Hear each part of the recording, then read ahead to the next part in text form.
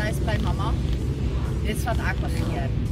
En ek glo ek is nie die enigste model buite wat dit ook graag wil hê. Om tuis bly mamma te wees. Maar ons kan nie net ons werk los en hoop en bid ons kan 'n inkomste maak.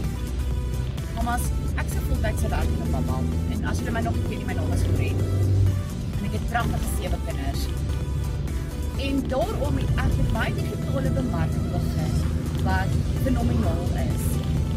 Met 'n outomatiese stelsel wat ek 2 ure gou hierdie dag aandag kan gee daaraan en ek kan nog steeds 'n ekstra inkomste begin genereer waar ek kan sê eendag gaan ek 'n tuisbly mamma kan wees.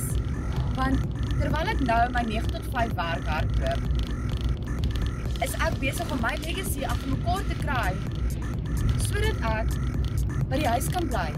Wanneer ek weet hy is so geformuleer dat ek genoeg kan kry elke dag om tyd met my kinders te kan spandeer en nie hoef in 9 tot 5 minute te werk nie.